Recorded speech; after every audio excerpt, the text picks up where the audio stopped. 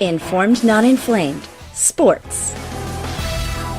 And hi, everyone. We're talking about fantasy sports. I'm involved with one at G1EFantasySports.com, and I've been picking my team for this week's opening weekend. I'll share my picks with you in a bit.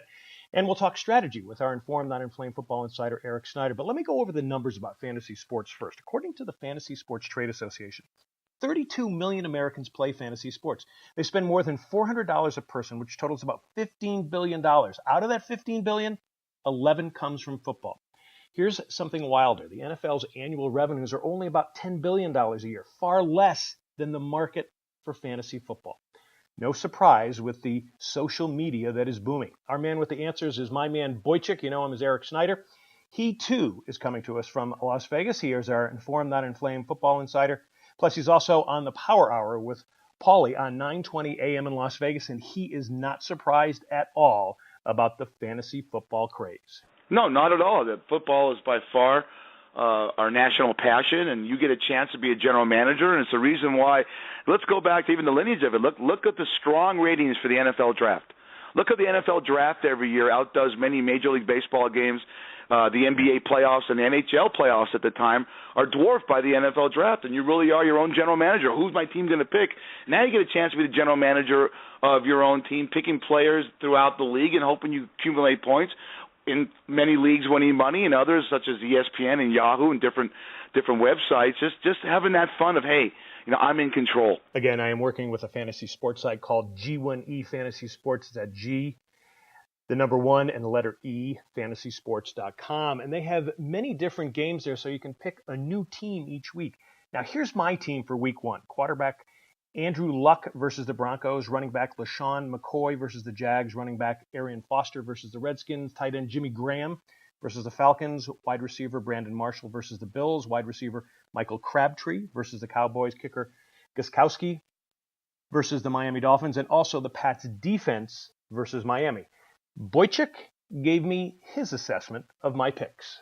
I don't think there's anything wrong. I think everything you picked right there is the one thing you have to worry about is your kicker. Now, in your league, what's the point structure for kickers? I mean, Gostkowski, they're going down to Miami. The Patriots usually the last 3 or 4 years don't score a lot of points. They average 21 points in Miami. Yep. We all know it's going to be 140 degrees with the humidity down there on Sunday. If I had Tom Brady as a quarterback, I don't know if I'd play him this week. I'm in a league right now where I have, listen to this one. I have Aaron Rodgers, and I have Ben Roethlisberger as my quarterbacks, but I also have the Seattle defense. That's the 2 of my leagues. So I don't want to play Aaron Rodgers against the Seattle defense, so I have to go with Roethlisberger. So that's a great ways of being a general manager. I don't know who your backups are, but everything you did in week 1, I like. Andrew Luck, and that's my sleeper team to go to the Super Bowl in the AFC. I think it's a big game against the Broncos, even though I think the Broncos defense has upgraded a lot with DeMarcus Ware. They got Aqib Talib. They got Ware from Cleveland. The Broncos are loaded. But I like everything you did right there. I don't really criticize much in week 1. I start looking a lot in fantasy, John, in week 3.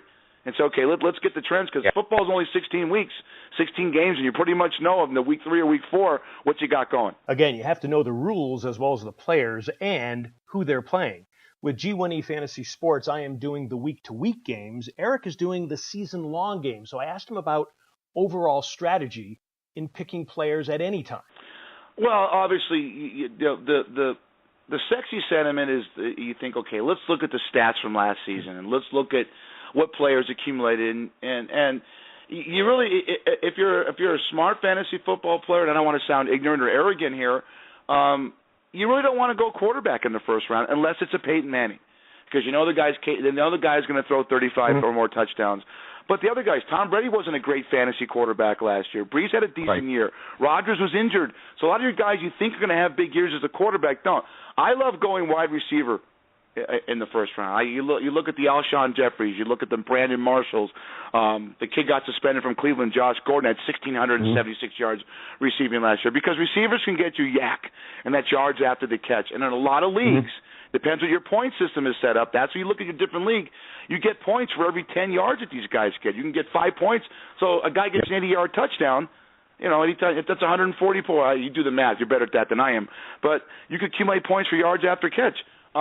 Running backs are interesting too. I was thinking about this, John, when we're doing this show. you and I are on the same age. You remember back in the day when the NFL draft was around? The NFL draft's always been around, but it seemed like back in the day that running backs were very prevalent in the NFL draft. And now you can get to the second or third round if you get your first running back picked. Yeah, but in fantasy, it's a whole different subject. Fantasy, you want to go with the Adrian Petersons, the LaShawn McCoys, because they catch the ball out of the backfield. We are now a passing league. And keep that in mind when you draft your fantasy, that you want to get a back. I'll give you a guy, for example. Philadelphia Eagles acquired Darren Sproles in the offseason from New Orleans Saints. And they're going to line him up in a trips right and a split position, meaning he's going to be a running back that's going to line up next to the tight end and do a lot of square outs and a lot of Z patterns. I won't be shocked if he's one of the leading guys in fantasy just from the fact that he's a running back that can catch the ball. So what about specific players that might be no-brainers or sleepers?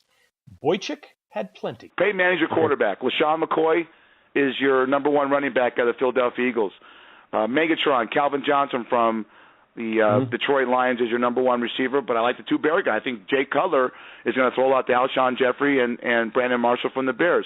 Tight end, I love Jason Witten. It's Tony Romo's favorite token. Tony Romo's a pretty good fantasy quarterback. He's going to throw over 30 touchdowns. Dallas's defense stinks going into the season. They're going to be on the field a lot, and the offense is going to have to score. So I love Jason Witten as a tight end. Defense, there's three teams I really like. Okay, I like the Arizona Cardinals, not number one, but there's a sleeper. I like the Arizona Cardinals. I like the Kansas City Chiefs, and obviously if you can get Seattle's defense, they haven't lost anybody from last year, and I think Pete Carroll's a very good coach. They're focused. That's a great team. The Jets have a very good defense. Don't be shocked when the 49ers get everyone out of jail in Alcatraz, they're going to have a very good defense. So, and then, you know what? A lot of leagues, John, and I don't know if the league you're in that you play every week, but a lot of leagues pay out big points for special teams, meaning field goals, the length of field goals, punters that could how about this one? Punters that could put the ball within the 5-yard line, burying teams in their own goal. All right, and then you got the punt returns and the kick returns. So special teams are huge. Let's look at leagues also. I don't want to get long-winded here, but a lot of leagues. I'm like I said, 6 leagues, and 3 of them don't penalize you when your quarterback throws an interception. The other 3 do, or fumble. So look at the rules of your league. Look at the way you could accumulate points. Stay away from just really troubleshooting here. Stay away from quarterbacks a lot in the first round.